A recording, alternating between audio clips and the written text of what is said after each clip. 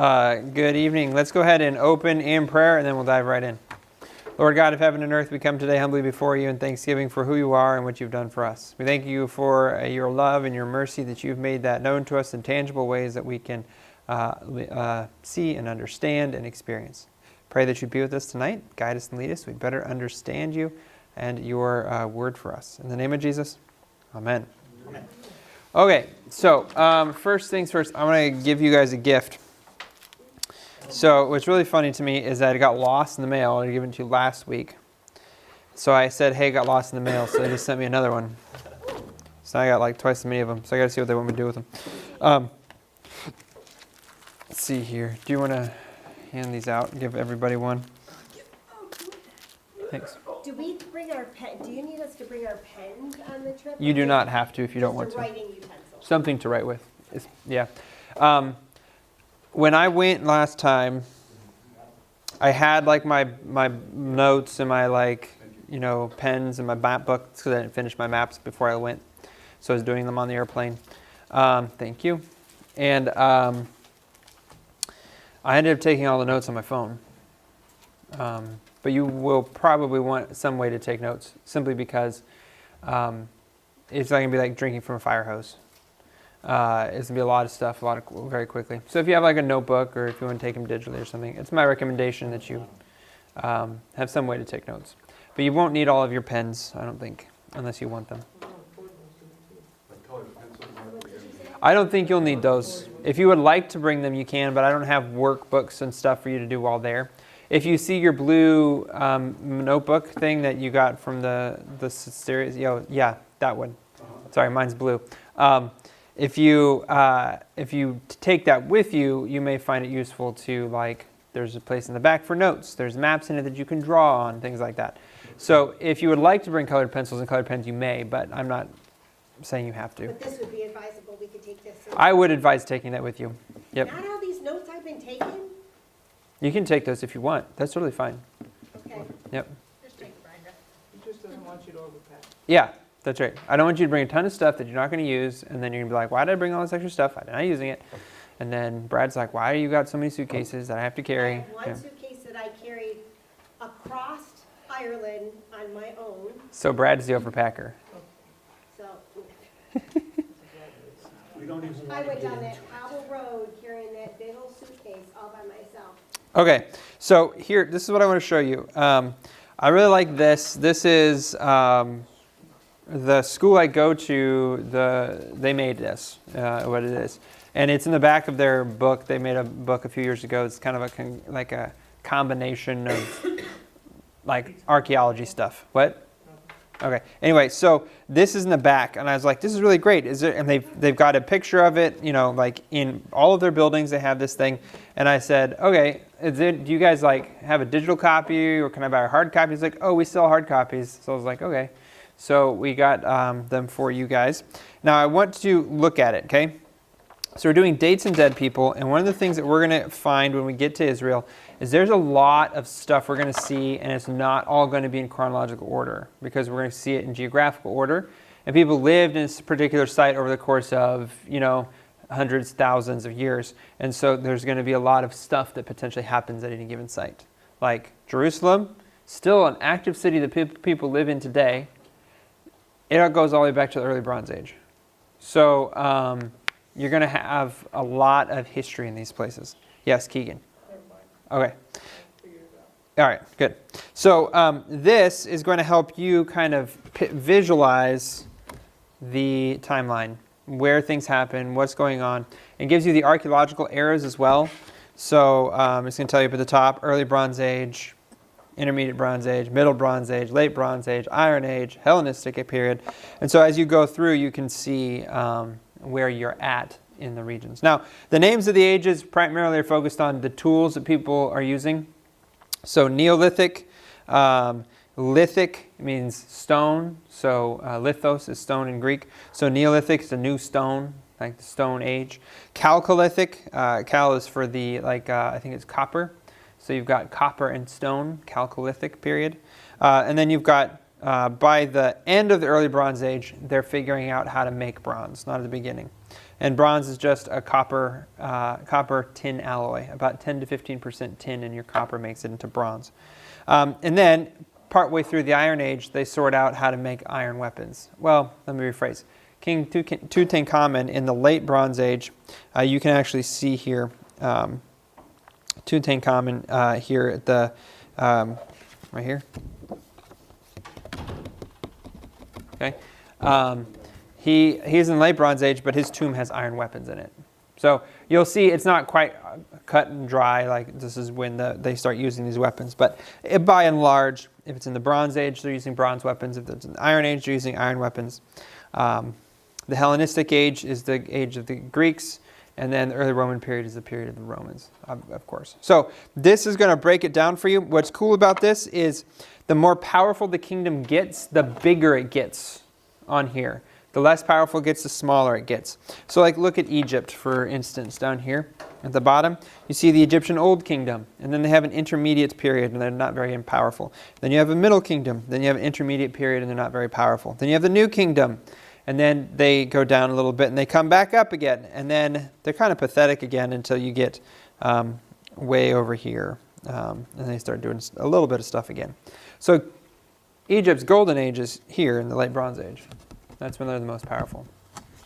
So I find this helpful. When I start throwing dates out, if you want to break this out, it should fit in most Bibles. It's small enough that you can put it in your Bible. This you may want to bring with you to Israel. I won't say you should or have to, but I think you may find it helpful if you're trying to pay attention to when stuff is. And then on the back side of this, what you're going to see is an explanation of each of the archaeological eras. Okay, this is the explanation of the archaeological eras.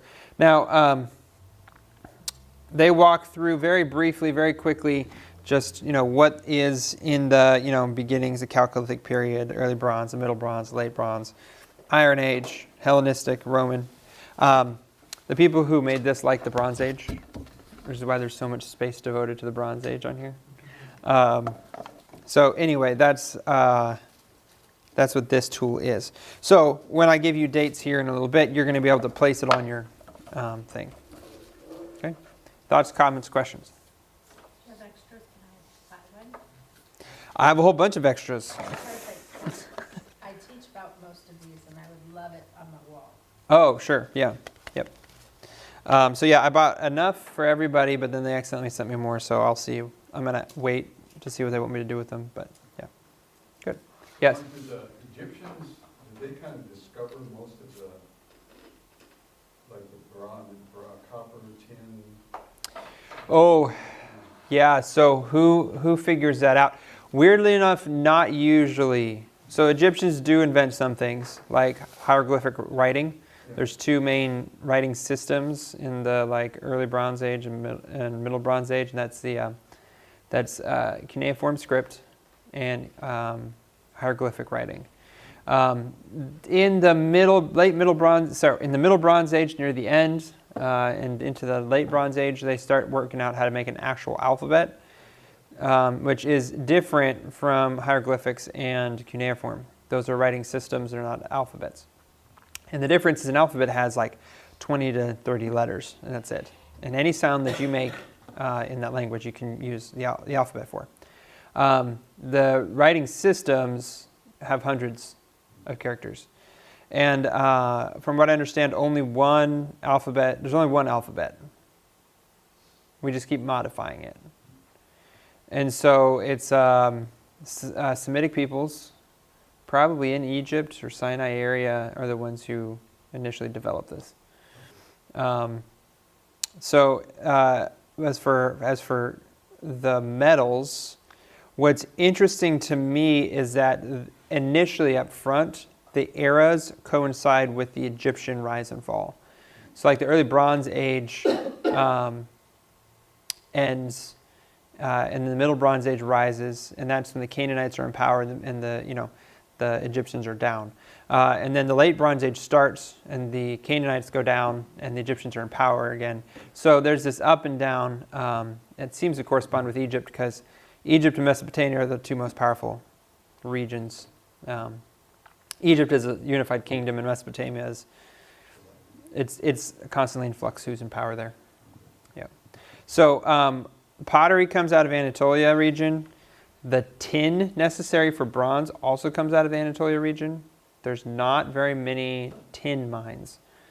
So there's copper mines like on Cyprus and down south of Israel and Timna and some maybe it's Timna, I can't remember for sure. But they've got copper mines in various places, but all of the tin is coming out of Anatolia area, modern day Turkey. So yeah, so I don't know that the Egyptians were the first ones to invent, metallurgy, but they do get their hands on it. They have a lot of gold, so they're kind of pioneer a lot of gold stuff. But gold and copper are pretty easy to work with because you can just melt it down. You don't have to smelt it. No. Yep.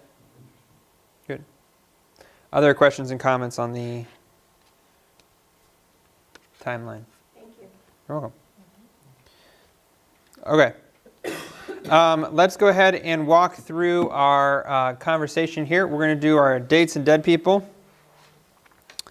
And we're going to see if we can make some more progress than we did last week.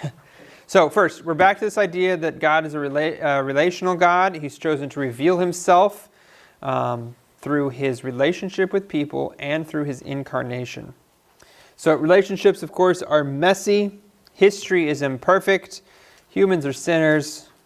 So anyone who wants to understand God better has to wade into the history of the ancient world, which is why timelines and studying history are important. Why traveling to Israel is important. Now, today we're going to talk about the intertestamental period primarily. We didn't quite leave off at the end of the Old Testament last time. It's where I did take us to in the lesson. We just didn't get there. But we're going to talk about the intertestamental period today. And this is the time, it's about 400 years, between the end of the Old Testament and the beginning of the New Testament. And so you're going to end up reading the Gospels, and if you're familiar with your Old Testament, you're going to why are there synagogues? Who are Pharisees? What is going on here? Why are there Romans all of a sudden in the country? And then there's other more subtle things that are going on as well. So you're looking at it and you're like, okay, what happened in those 400 years? There's a lot of stuff. It's a very rich time period. You've got the rise of Rome in that time period. You've got Alexander the Great is in that time period. We're talking about him. We've got lots of really tense Jewish-Gentile relationships going on. So it's a really interesting time period that we don't spend a lot of time on in church because it's not in our Bibles. And so we don't have it in there.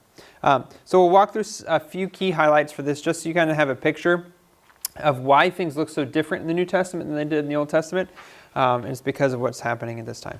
So first, Alexander the Great, 356 to 323 BCE. He's only like 30-something years old when he dies. Yeah. Is that intertestamental period? I've also heard it called the silent period, or the silent. Probably because the prophets aren't speaking. Yeah, sure, we could call it that. That's fine. But I think it's a weird.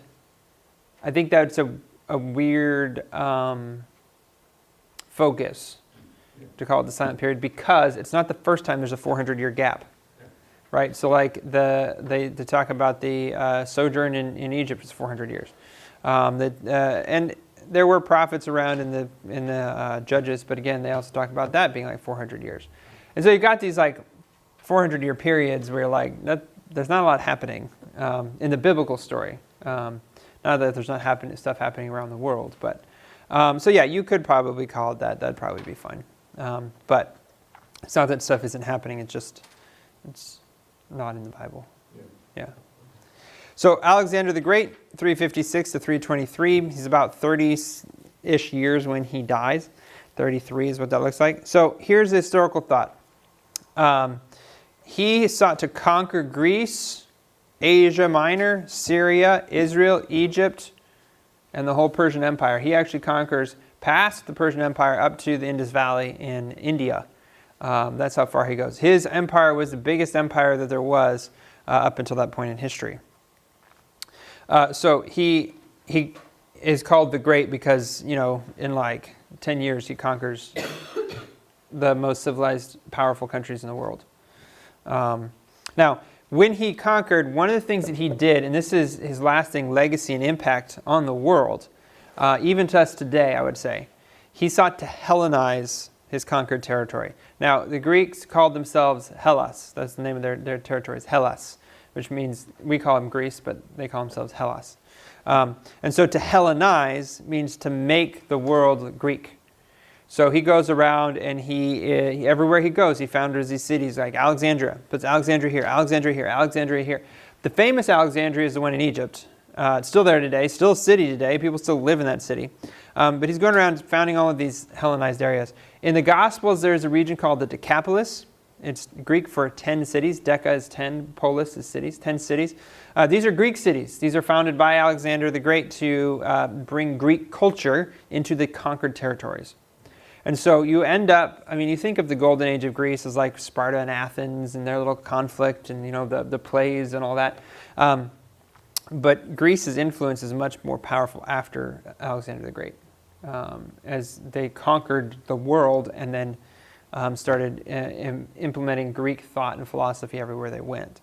And so you'll see in Israel, when we go, there's going to be cities that are formed that are off of Greek and Roman ideas and cities that are formed after Jewish ideas. If you pay attention to the layouts and what is there and present, you're going to see a difference. And the difference is the Jews wanted to do things their way, not the Greek way. But there's enough Greeks and Gentiles living around that they're insisting on it being their way. So his lasting legacy isn't so much that he conquered stuff, but that he founded Greek civilization, or encouraged Greek civilization everywhere he went. Thoughts, comments, questions? Okay, here's a mosaic of him, of a much larger picture. A little disproportionate, I think. Made a long time after, so. Okay, during the Hellenized period, you have a guy named, you got a group named the Maccabees. That's what they're called. Now, it's not their name, it's just they're kind of like their title, their nickname. So in 168 AD, Antiochus IV, so what happened after Alexander died is his kingdom got divided to the strongest. That's what he said. Not his son, just whoever was strongest would take it over. So he got divided up, and there's a Ptolemy, one of his generals named Ptolemy. He took over Egypt. So you got the Ptolemaic Empire in Egypt, and then you have a guy named Seleucid, and he takes over Syria, and the Mesopotamia River Valley, and these two countries go back and forth, warring over Israel. They go back and forth, back and forth. So at one point, the Seleucids, those out of Syria, they take over, and they're trying to Hellenize Jerusalem, trying to Hellenize the kingdom. They're not buying it. They don't like it. And so they set up, he sacrifices a pig in the Holy of Holies. They set up a statue of Zeus in the Holy of Holies. It made the Jews real mad. And so they went to a village town, and they tried to force a priest to offer sacrifices to the Greek gods.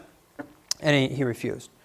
And his sons and him started a revolt. And they successfully liberated Jerusalem and Judea, the small kingdom out of the Greek Empire. They created their own little state. It's called the Hasmoneans. We'll talk about them in a second. So they revolted, and they take back the temple, but they don't have enough oil for the menorah, the 7-branched candle stand that's in the temple. And they don't have enough oil for it to burn. It's supposed to be constantly burning. The priest's job is to go in there and to refresh the oil all the time. They don't have enough. They don't have enough oil to do that. And so they put what they had in there, and it burned for 8 days. And they considered it a miracle. That's Festival of Lights is what they formed a holiday called the Festival of Lights after it, and we call it today Hanukkah. And so when we look at Hanukkah and you see the blue and all, you got the big old Christmas display, and there's a little tiny one for the Jewish people, and it's like a couple blue menorahs on it, whatever. Well, they give gifts 8 days out of the season instead of just the one, like we do. And it's because of the 8 days of that the candles were burning. But this politically starts this own kind of unique situation, and it's going to lead a lot. Jesus comes, 170 years later, but it's going to lead to a lot of the thought process behind them trying to make him king. they are remembering this story where the Maccabees were told to do something they disagreed with, and they revolted, and they successfully threw off their overlords. And that lives large in the cultural memory of the people of Israel because they continually revolt against Rome, trying to reestablish this. So here's Judas Maccabee. It's Judas the Hammer. That's what Maccabees means, is the hammer. So if you have what is it called, a Roman Catholic Bible, or if you have a copy of the Apocrypha, you'll have the book of Maccabees in there. A lot of what we're talking about comes from Josephus. He's an ancient historian. His own story is unique and interesting in and of itself, but he gives us a lot of information about Herod and lots of these other guys. Let me pause here. Thoughts, questions, comments?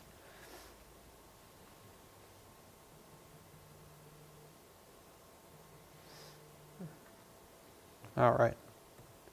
So, Hasmoneans, starting in 140 up through 37, 140 BC up to 37 CE. Let's get that right.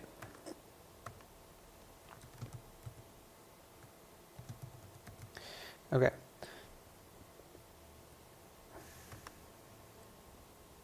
Hold up, that's still not right. Why did I put this here? This doesn't make sense. So BCE, that stands for? Before Common Era, there are two reasons why they did that. One is because BC means before Christ. And so people were like, oh, we're not Christians, we don't like that, get rid of Christ out of everything. But so there's the one reason to make it before Common Era. The other more realistic reason is we don't think Jesus was born in 0 BC. Right? Like Jesus was born like 3, 4 BC. I've seen some people push it back all the way to 6 BC. So, of course, it's around the time of Jesus, but, and it doesn't matter.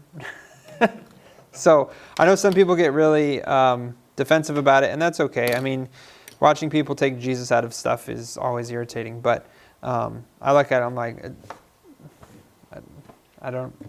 there's not a hill I want to die on. I got other things to worry about. I put it in there just so you guys are familiar with it if you see it.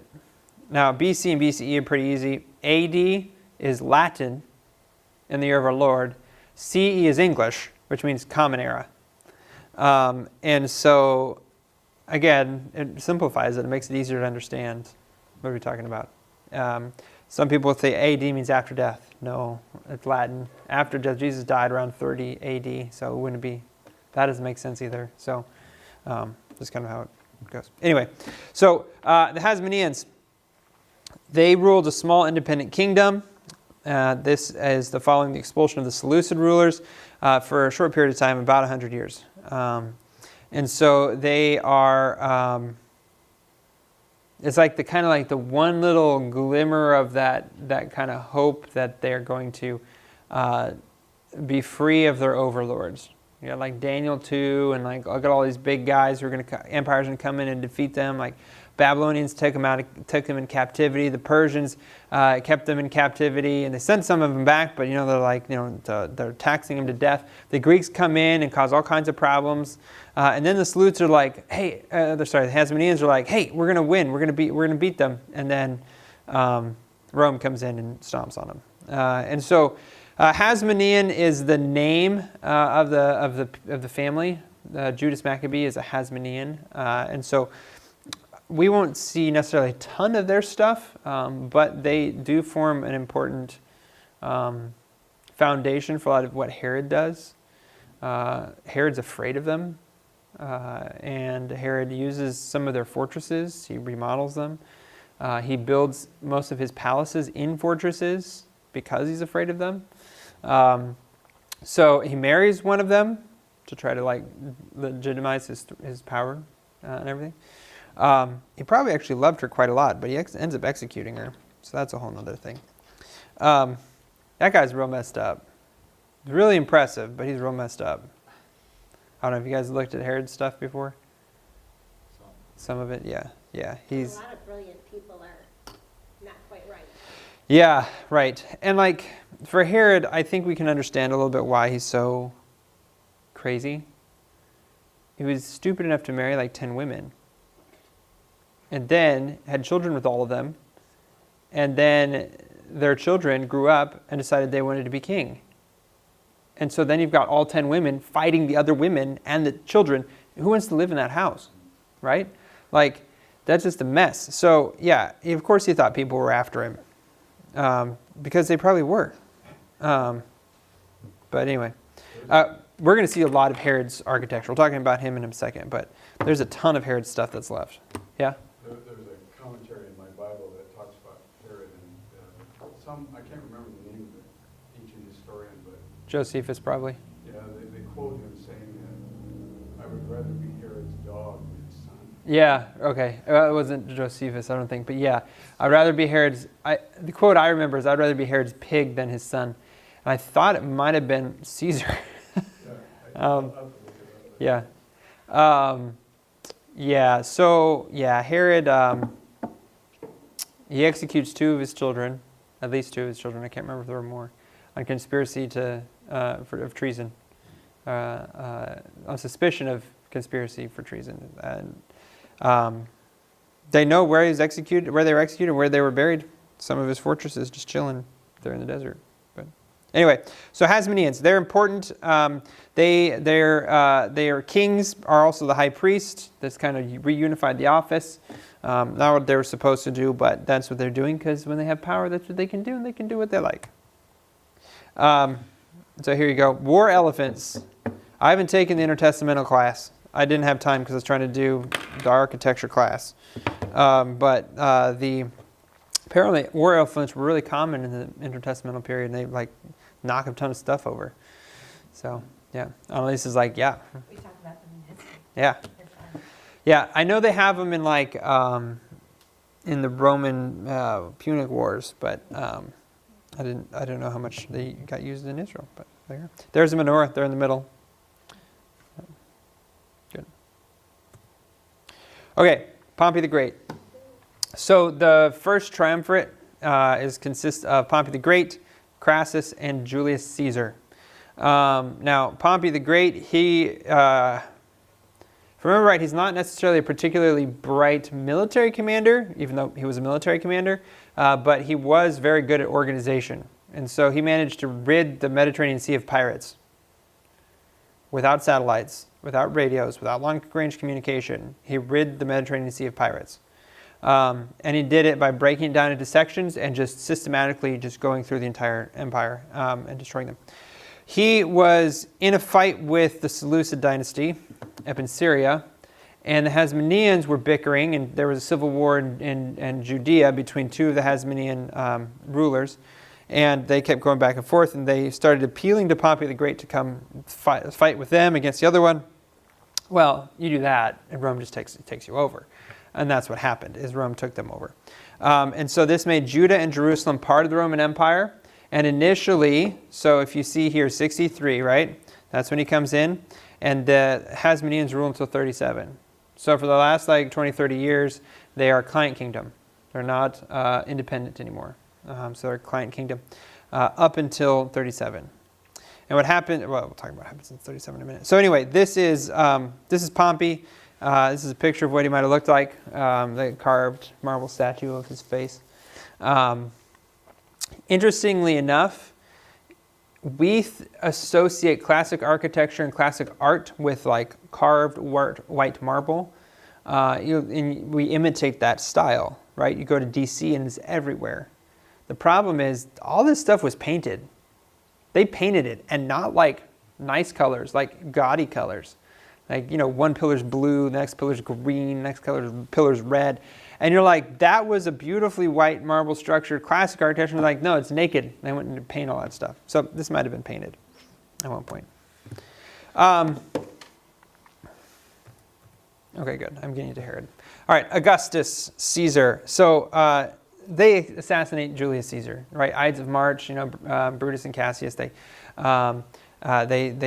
grab knives and they stab him a bunch of times. If you play Assassin's Creed Origins, you get Assassinate Caesar in that one as well.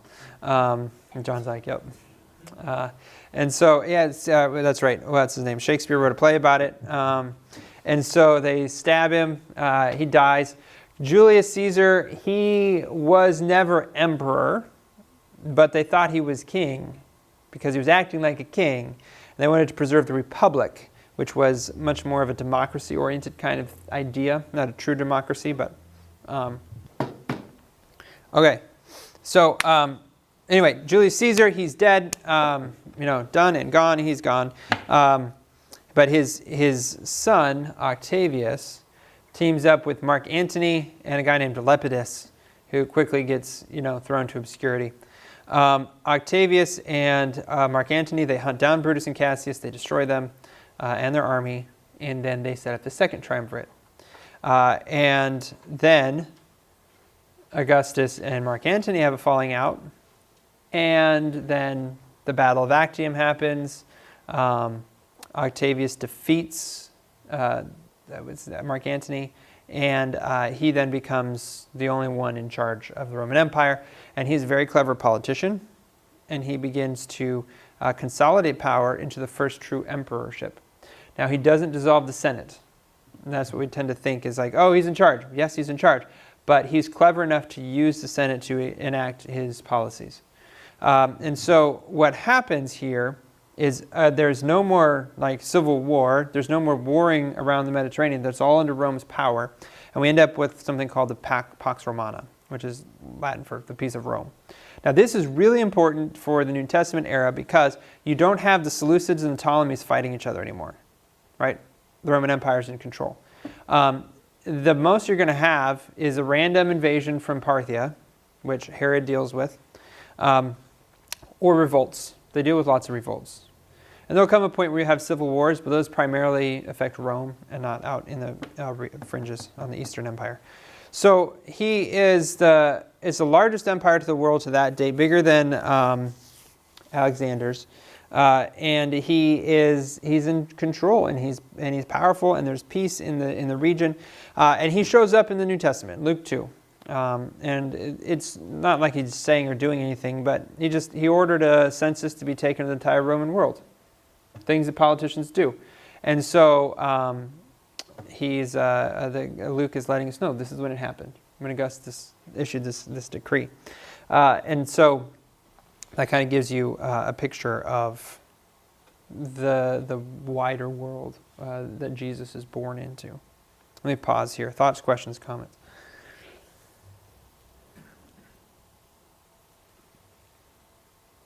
Okay. There's a relief of him, or a carving of him, not a relief. He looks a little bit more commanding and epic than Pompey. Yeah, I don't know what that is, but it's naked and weird, so. Yeah.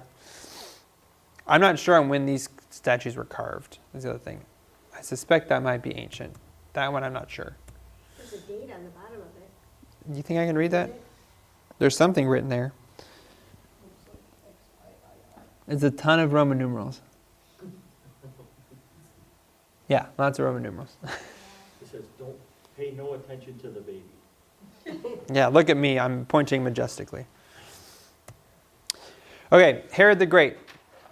Herod lives from 72 to 4 BC. This is part of the reason we think Jesus died before 0 BC, because, well, Herod dies before then. Herod the Great is...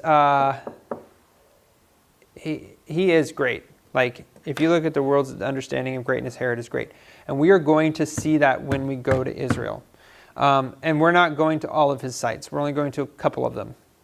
Now, he rules with an iron fist. He started out his career fighting with the Hasmoneans, against Hasmoneans, putting down revolts. Parthia, the kingdom that took over the remnants of the Persian Empire, they have horse archers. They're very deadly. They came and they attacked, and they teamed up with somebody. I can't remember what his name was. But they teamed up with someone, and Herod barely escaped. His family escaped to Masada, which we will visit. And they were fortified in Masada. And he went to Rome, appealed to Rome if he could get rid of the Parthians in the uprising, if he could be king. They said yes.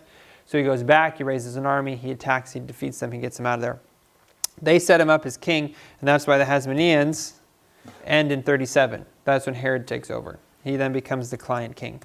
Now, I believe that his allies said of him, yeah, like Augustus Caesar, because they were friends apparently, that he had such a personality that he shouldn't have been in charge of, Judea and Israel, but it should have been in charge of Syria and Egypt as well. But they never gave him all that power. But yeah, he was very powerful. He builds a lot of stuff, fortresses, like 10 fortresses. He builds the temple platform, remodels the temple. It was falling apart. He built several cities. We'll go to Caesarea to get a picture of that and the importance of that city. So Herod the Great, he's very, very powerful. He shows up again also in, Matthew.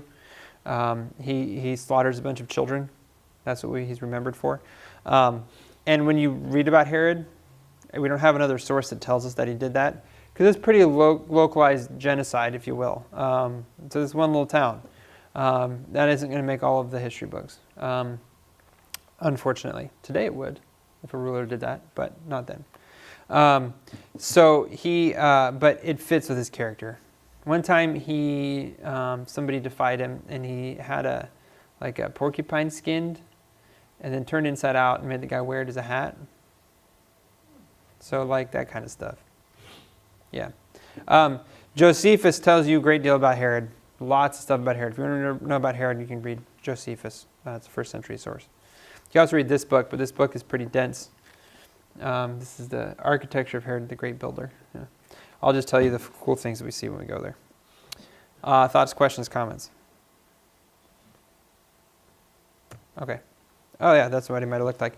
That's a picture. We're going to see that model. Love that model. That's great. I love models in general. I love pictures because they help us understand things. This is our best estimation of what the temple looked like in Herod's day.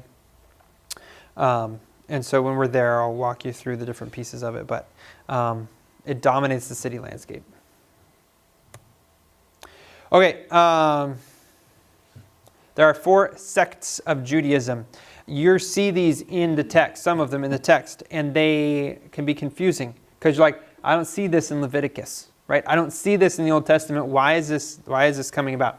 So you've got 4 sects of Judaism: Pharisees, Sadducees, Essenes, and Zealots. So basically, all 4 groups want the Romans out. Okay, they're Jews. They want the Romans out. They think that the Hellenization process has been too dramatic and problematic, and so they want them gone. You have other groups like the chief priests, and you have groups like the scribes and some of the rulers. They're much more Hellenized. These groups, with the exception of maybe the Sadducees, are primarily anti-Greece, anti-Rome. They want them out. So the Pharisees, these are the champions of the common people. Right? We see Pharisee and we think that's a bad guy. But the Jewish people would have seen the Pharisees as heroes. So the fact that Jesus butts heads with the Pharisees is really strange to them. They look at them and say, these guys are the good guys. Why are you fighting with them? And they're fighting back, and it's like this conflict. And so the Pharisees are supposed to be the champions of the common people. That's how they're supposed to be seen. Now, they come from a Greek word, Pharisee. It's parasheia, which means set apart. They're the ones that set themselves apart.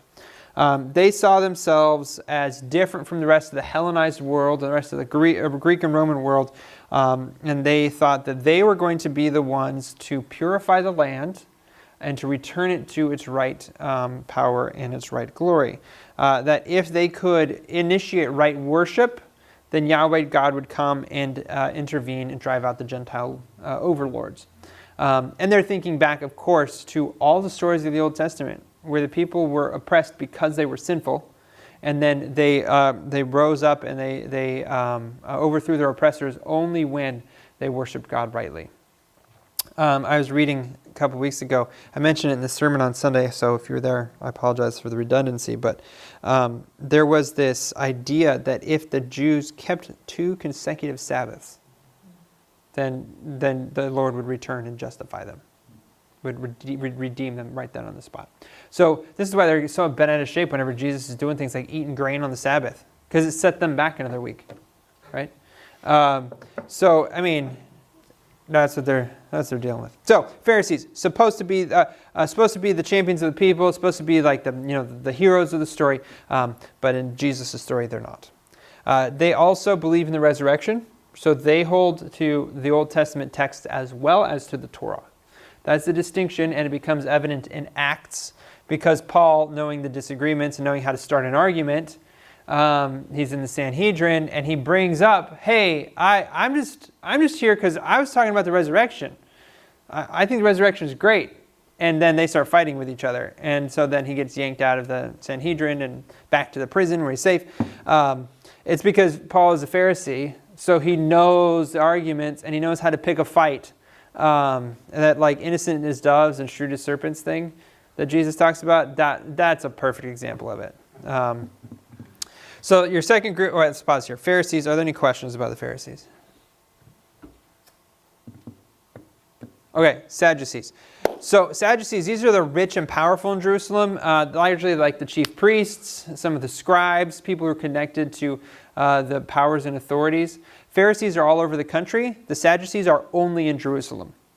Okay, and they also are connected with the Greek and Romans. So they're rich. They have power. They would not necessarily have been your heroes in the story. Of course, they don't hold to the resurrection. That's how they got in a fight with the Pharisees in Acts. But the Sadducees are... that thought escaped my brain right as I was about to say it. I apologize. I don't remember what it was. Sadducees, they're mean. They wouldn't have been the heroes. That's the thing. They would not have been the heroes. So like Caiaphas and Annas, the high priest, they're probably Sadducees. Yes, Brett. Number-wise, between the Pharisees and the Sadducees. Who outnumbers who in the Sanhedrin of 70 people? What's that? Who outnumbers who in the Sanhedrin of 70 people? I don't know. I can tell you there's 70 people on the council. So there would have to be probably about even split, or it wouldn't really matter, because then one faction would just do whatever they wanted. So Joseph of Arimathea, was he a Sadducee or was he a Pharisee? He's on the ruling council, so we're not sure which group he fits in, and I think there are more people than just Pharisees and Sadducees on that council. So you might have scribes or lawyers or something like that. But he is on the Sanhedrin. Well, because he was rich. Yes, so that would make him probably a Sadducee. Yep. He wasn't necessarily powerful, but his father was. What? Joseph of Arimathea, his father was powerful. Why? I think it says in the Bible somewhere. Oh, I don't remember that passage. You might be right. A lot of your wealth is inherited wealth. So if he's rich, his father is probably rich, which rich and power tend to go together. But I'm not sure that I know much about his father. I don't remember reading that in the text. Yeah. Are lawyers kind of a separate group in themselves? Yep. Lawyers, scribes, Pharisees, Sadducees, chiefs, priests and chief priests. It's a whole conglomeration of stuff. And don't even talk about the Essenes. There's a reason. We'll talk about them in a second. Any other questions on the Sadducees?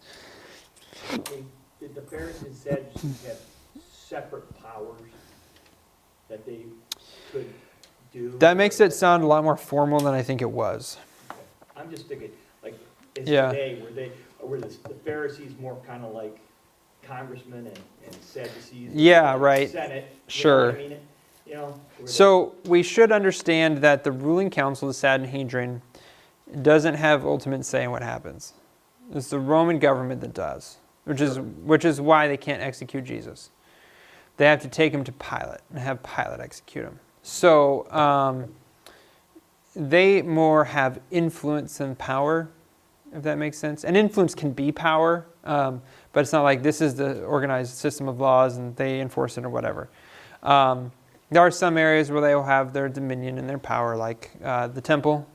They had Levites who were the guards. It wasn't the Romans. The Romans had a fortress attached to it, Fortress Antonia, but it was the Levites who guarded the temple. I don't know that they would have separate powers and separate responsibilities, but they wanted it. Oh, sure. Yeah. So all the groups, Pharisees, Sadducees, lawyers, scribes, elders, they're all coming out of Levi? They're all Levites? Not necessarily. Okay. Yeah, even the high priest isn't even necessarily in the line of Aaron. That's whoever the Roman government appointed. Okay. Yep. And if you're savvy, like Annas was, you can keep it in the family. So it's his son-in-law Caiaphas who's in charge. Now, the Jewish law, you were high priest for life. But in the Roman times, they just make whoever they wanted. So you had to be politically savvy to keep the position, or at least keep it in the family. So that's why you have 2 high priests. Or it says he was high priest that year. Yeah. It's because they change. Okay. Yeah. To be persuasive Yeah. to the Romans. Yes. This is why you want to let me do this. Which is why when you see them trying to execute Jesus, they say to him, he's no friend of Caesar. Anybody who lets him live is no friend of Caesar. Because they're trying to manipulate Pilate. And Pilate knows it. Pilate sees through it. But Pilate's in trouble himself. Because Pilate, there were 3 incidents with Pilate where lots of Jews died and it almost sparked a full-scale rebellion. And he was on his last straw by the time Jesus comes along. And so there's good reason for Pilate trying to appease some pretty angry people, right? Like, I kill one guy and you're happy? Like, in his mind, that's easy, right? Pilate disappears from the history books after that. We don't know what happens to him. So there's another group called the Essenes. These are kind of like your monastic Jews. They thought the temple was an abomination. And they wanted to go back to living in the desert and worshiping in the desert. And so they moved to Qumran. I think Qumran's on our list. And so Qumran is this little community in the desert. And they have mikveh everywhere. Mikveh ritual baths. We'll talk about those when we get there. And so they have this very specific process. One of the weirdest things about them, so like the Bible has like when you're in camp with the Israelites, they're wandering around the wilderness. There's a rule that you have to take your poop outside the camp and bury it outside your camp. Okay? Which makes sense, right? Cities like Rome are disgusting because they just chuck it out the window and it lands all over the side of the window, on the street, and everywhere. It's just a filthy mess, right? So this is a way of dealing with, excrement. You don't have to deal with it anymore. You get it out of the camp. You bury it in a hole outside the camp. That makes a ton of sense. So much so that in Herod's architecture, they created indoor plumbing to an extent. And we'll see some of that when we go there because it still exists. So they could actually literally flush the poop away. But he didn't do that. He didn't build any of those. And all of his modern Roman bathhouses, he doesn't build any of those. They take it outside and they bury it outside. Now, and that's why you have servants, right? Because your servants have to do that. You don't have to do it. But then you get the Essenes. They were so strict about the law that they wouldn't defecate on the Sabbath. They just hold it in until, the next day. Yeah. Yeah. And then they go outside the camp and do their business outside the camp. Yeah. Kind of mentioned that John the Baptist was part of these things. There's a possibility, yeah, because if you look at where John the Baptist is hanging out, it's right near there, and his parents are old when he's born, right? Chance of his parents living to his adulthood aren't terribly high. And so there's a possibility that he's hanging out with the Essenes, and some of the things that he quotes we've found in the Dead Sea Scrolls. So it's like there's a possibility that he had some connection with the Essenes. But yeah, so they live out in the wilderness-ish. Live in the desert. Yeah. Yeah, that's weird. And then zealots. So the first 3 groups are religious. They want God to restore them to power, and they're trying to achieve that by manipulating God through their righteous living, through their following the law. The zealots don't care about that. They are 100% willing to grab a sword or a knife and just kill Romans. And there's a group of them called the Sicarii, which means daggermen. And they would do is the Romans would be patrolling or standing in a crowd, surrounded by all of these Jewish people. One of them would come up with a knife, a dagger, stab him underneath his armor, and then blend back into the crowd. And it created a problem for the Romans because their soldiers didn't want to patrol, obviously. And they eventually revolt in the 60s, and they are eventually defeated in 70 AD when the temple is destroyed. The magnificent temple that Herod built, very beautiful. One of the biggest temple complexes in the ancient Near East, or in the Mediterranean at that time. And it's destroyed. The Romans come and destroy it because these armed warriors go to battle.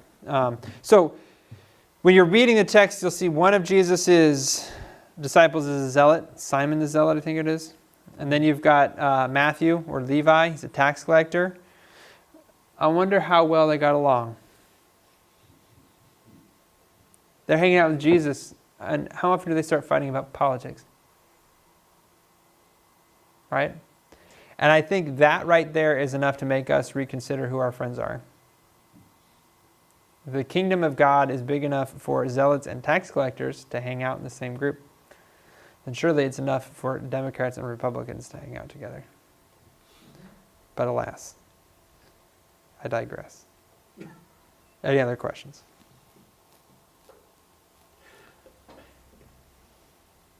Maybe I should say Israelis and Hamas.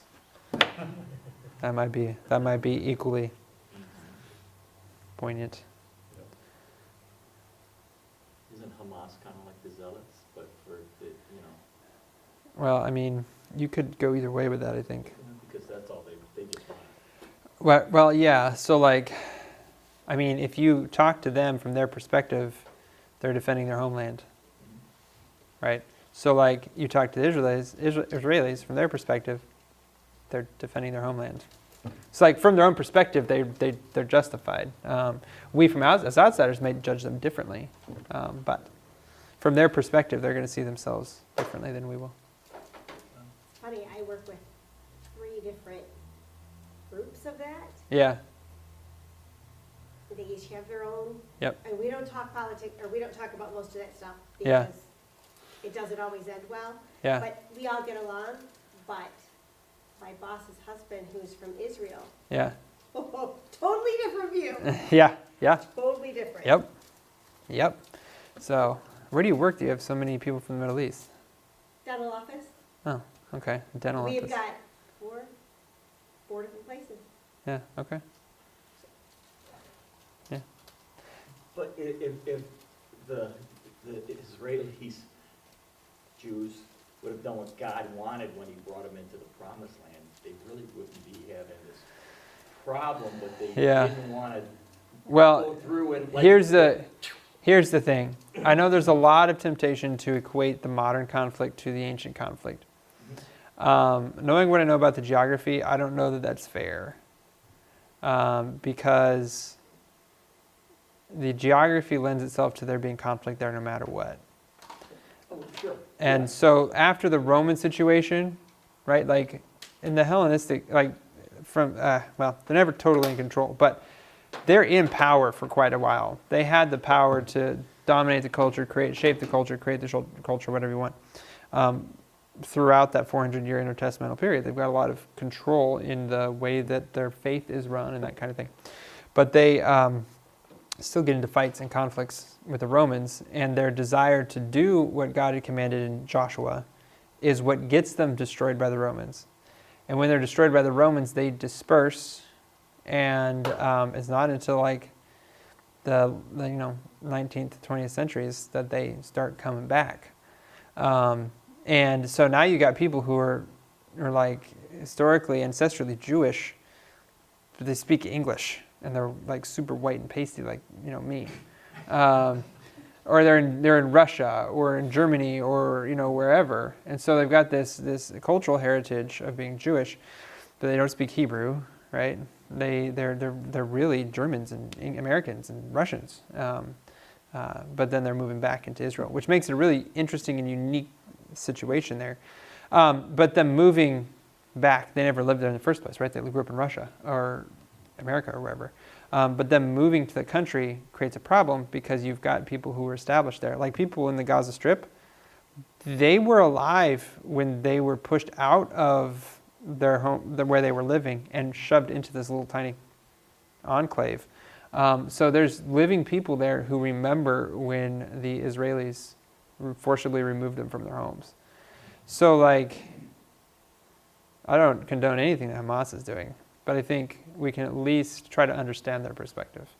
I think we would be wiser, more compassionate people if we did. Well, You don't have to agree with him, Brad. no, I just think that the Israelis did try to set them up very well, and they just Sure. rejected everything they did for them. Sure. I mean, there's definitely hostility, right? If you get pushed out of your homeland, you don't, and then they say, "Oh, here's this thing that you can have." Flower farms, as we told you, right? Yeah, Like, yeah, they burned them and. yeah, it's like, okay, I don't It's like- want that. I want to go back to my home, right? Yeah, Like, yeah, yeah. you know, like somebody kicked me out of my home and said, "Yeah, but here you go. Here's a Ferrari." I'd be like, "Bro, I don't want a Ferrari. I want my house back." That was bad. Yeah. Yeah. I don't know. Anyway.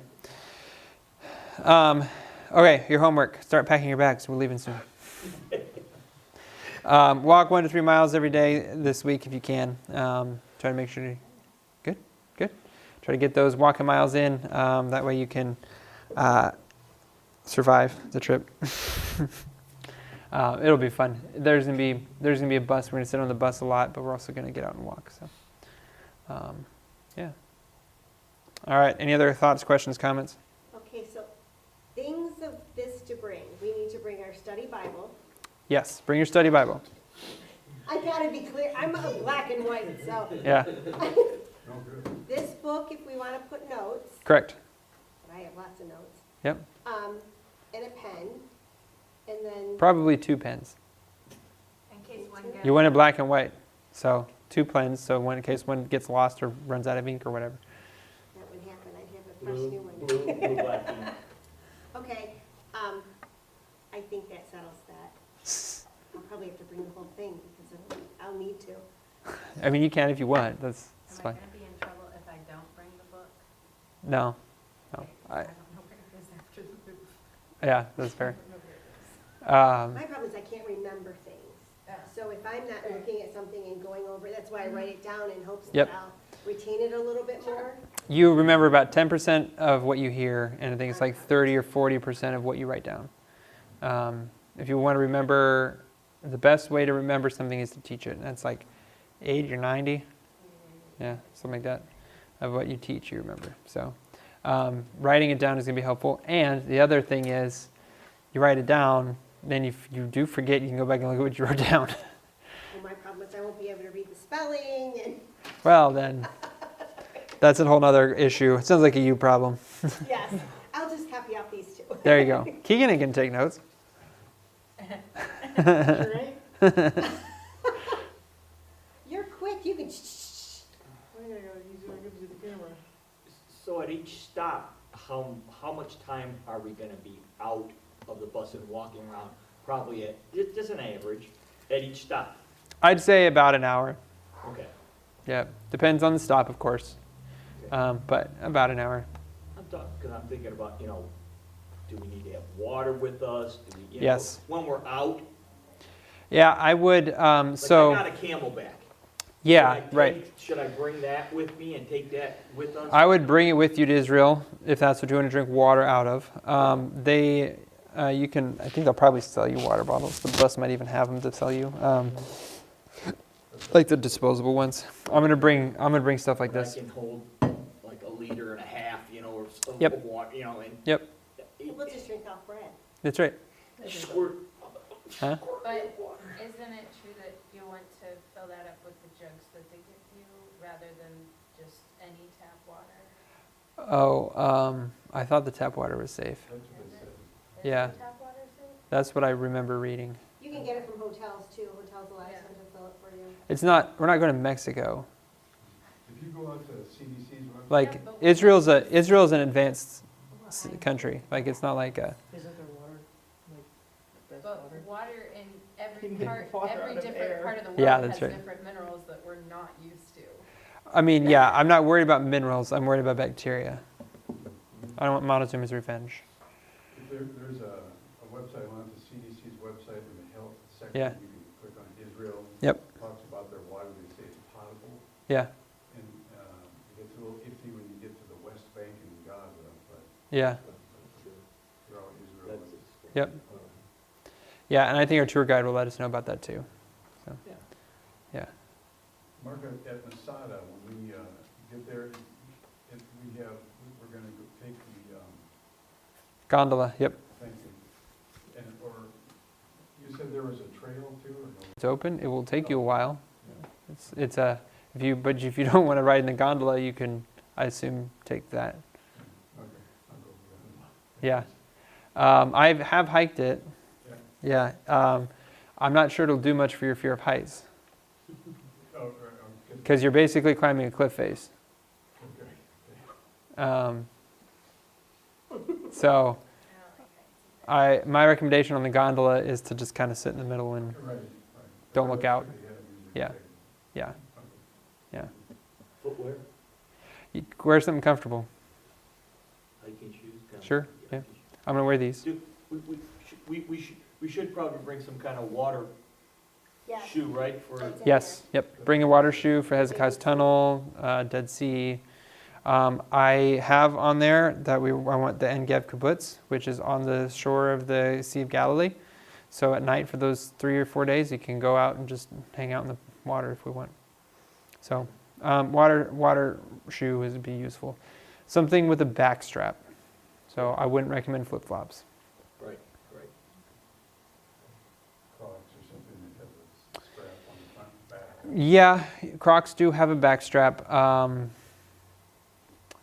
They kind of feel more like slippers to me than sandals, but I mean, if you want to walk through the water with them, sure, that's fine. Just if you lose it, Yeah. It just float. it'll float. Yeah, there you go. Float Downstream. away, not to That's you. right. That's right. Yeah, okay. Maybe bring a flashlight for the tunnel. You have your phone. Yep, that works. But you're gonna be walking through water, so you might drop it. So just be aware of that. The water is gonna be from here up to about here In a cave. in a cave. So we should wear swim trunks during that time too. Yes. They'll tell you ahead of time. Yes. Well, you also see it on the Yeah, itinerary. What day we'll go there? Do you need another copy of the itinerary? No. Okay. No, I I have. was away for a while, so she He was probably has also all that panicked, stuff. he looked very panicked. He did. Yeah. I was like, he's like, what itinerary? I need the itinerary. I don't know what the itinerary. I'm up for anything. All right. That's why, as long as I got shoes and I Yeah, the got, you last know. time we did that, you slipped on a rock, cut your leg, and was. And I still went on, didn't I? Did I stop anything? No. Could go in the water for 3 days. On the cruise? No, I think I poured some of that Mexican liquor on it and it went on. Dude, that was a waste of Mexican liquor. You should have drank it. It was honey stuff. so Oh, it kinda- yeah. Oh, so gross. I remember that. I Yeah. remember him pouring, yeah, I remember. Yeah, That was cool. They turned off the lights and we floated. yeah, we floated, yeah. After you drank your honey Mexican liquor? Tequila, probably, At right? the end. Yeah, I think okay. it's mead, isn't it? honey. And honey It's mead. mead? Oh, okay. It was like- So it wasn't honey flavored, it was made out of honey. Yeah, yeah. Yeah, I got you. yeah. Make you feel like a Viking. So, I you couldn't know, eat that. alcohol and the honey are, sealed that thing. Or cause infections because you poured a bunch of sugar on it. But honey has antibacterial properties. Yeah. Yeah, okay. Oh. It's a disinfectant. So it's probably, plus it, Well, if you have. All right, let's pray. let's go. Dear Jesus, thank you for this day. Please help our trip to go well and for it to be fun and everybody learn stuff and everybody be healthy. In Jesus' name we pray. Amen. Walking Keep poles. Keegan from.